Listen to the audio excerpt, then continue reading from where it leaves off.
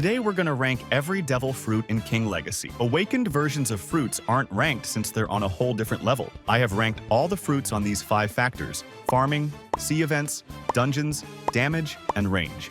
On the last spot we have the useless fruit in the game, the Spin Fruit. Next we have Barrier. This fruit is useless unless you want to go heaven with the stair move. Next we have Smoke Fruit. This is the worst Logia in the game. It's only good for beginners. Change it as soon you leave the starter island. Next is the Telekinesis Fruit, which replaced the human fruit in the last update. Telekinesis Fruit has some unique moves, but not enough damage. This is Giraffe Fruit.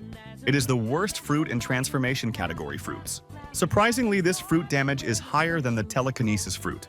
Next we have a fruit from Dinosaur family. Same category as last one. This fruit is only suited for PvE purposes, mostly normal farming. Next we have Bomb. This is the only common fruit to receive an awakening. Its unawakened form is pretty decent, but there are many better fruits than this. On the 34th spot, we have Brachio. Its beginning was good because it had decent damage and was quite suitable for farming because NPC not used to hit its hitbox. But now it's pretty mid. Next we have Wolf. Wolf used to be worst fruit in the game, but after the revamps it's been a decent fruit, especially its last move is pretty cool. Now we have Leopard Fruit. Leopard Fruit in old days used to be like this, but now thanks to revamps it's gotten a little better. Next we have Shadow Fruit. In early days, Shadow used to be one of the best fruits for AFK farming. Level, items, anything. Because it used to have a high damage clone attack that would kill the NPC for you. Now we have Gas Fruit. This is the worst fruit from all the epic fruits because sometime when you use the V ability, which released the harmful fart, this happened.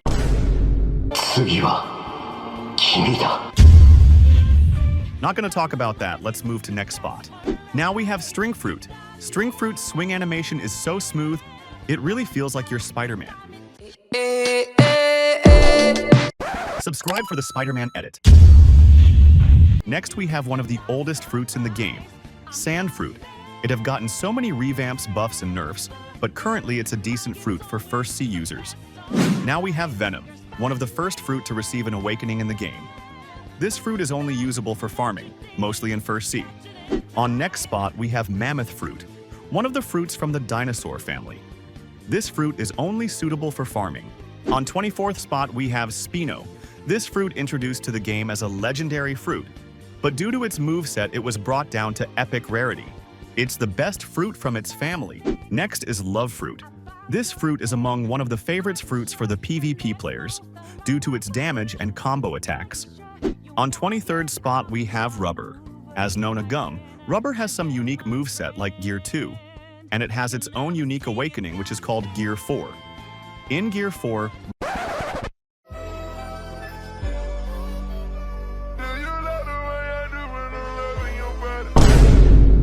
next we have Buddha Fruit. Buddha before the recent update revamp was very bad, but after its revamp it have gotten good, and actually a good fruit for farming. Now we have Control Fruit. Control has a massive limited area, but the damage is mid, and it's not good for sea events or dungeons, mostly good for bosses. We have reached halfway there in the ranking. From here we will see some good to serious category fruits. Next, we have Paw Fruit. This fruit AoE is pretty good, and it has short cooldowns as well, making it a decent fruit. Surprisingly, on 19th spot we have Spike Fruit. Spike, despite being a common fruit, is very strong fruit. Many PvP players choose Spike for PvP even in the late game because of its quick and high damage attacks. On 18th spot we have Spirit. When it was introduced in the game it was a legendary fruit, but after a year it was brought down to epic fruit. From then, it's not that much popular among players, only some use it for farming purposes. Next we have Snow. Like other fruits it also got nerfed. It used to have high damage and big AoE attacks. It still have big AoE but not that high damage, but it's still usable for raids and stuff. Next we have Ice. Ice is a good fruit. It has its passive effect like stun and walk on water. So in mid-level game this fruit works fine. On 15th spot we have Magnet. Magnet used to have high damage when it came, but as the updates passed by it got nerfed and nerfed. But still it's pretty good now. Next we have Flame Fruit. Its moves has some really good AoE and the damage is also good. Many mid-level players use it for the dungeons and sea beast farming. Now we have Dark. This fruit is good for farming and dungeons raids. Its pulling NPC and putting them into one place ability is quite good for it. Now we have Gold Fruit. It's an overall good fruit, pretty much best for farming or grinding materials because of its moveset. Now we have Dough. Dough in early days was popular for PvP. It was their go-to fruit, but now many better fruits have came. But it's still solid fruit. It has decent range and damage. On the next spot, we have Phoenix.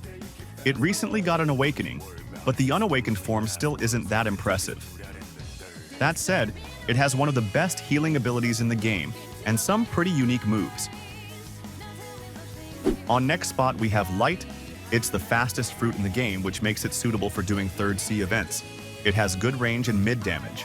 It's also a decent fruit in PvP because you can run away easily. Now we have Rumble. Rumble doesn't have flashy moves like other fruits. It's a very simple fruit. Its move doesn't have knockbacks and does have stun, so it is easier to hit the NPC with multiple attacks. It has a good range and high damage, very good fruit overall. Now we have Magma. Magma has one of the highest damage in the game. Its range is good as well, which makes it very good for farming and all third sea events. On next spot, we have Gravity. It was also one of the first fruit to receive an awakening. This fruit from start, and even after the revamp, been a very good fruit. It has big range, high damage, stun attack. It's a very good fruit for everything. On fifth spot, we have Quake. It has exceptional range attack. I think the biggest range among all fruits. This fruit is good for farming, and due to its big range, many PvP players also use this fruit. A great fruit overall. Next up is Gate. It's best known for its instant teleportation to any island. Super handy for traveling. But it's not just a travel tool, its damage and moves are solid too, making it a popular pick among PvP players and PvE players both. On the third spot, we have Melody. It's the newest legendary fruit and quickly became a fan favorite thanks to its flashy, colorful attacks. On top of that, it has huge AoE and high damage, making it perfect for farming in dungeons. On the second spot, we have Toy. It's arguably the best fruit for farming. High damage, strong AoE, and a reliable stun. After transforming, bosses and NPCs struggle to hit you thanks to its tricky hitbox, making it insanely effective in farming. And finally, at number 1, we have Dragon. It boasts the highest damage in the game and infinite flight, making travel effortless. Whether it's farming, dungeons, or third sea events like Hydra, sea beasts, or octopus, Dragon dominates them all. Easily the top fruit in King Legacy.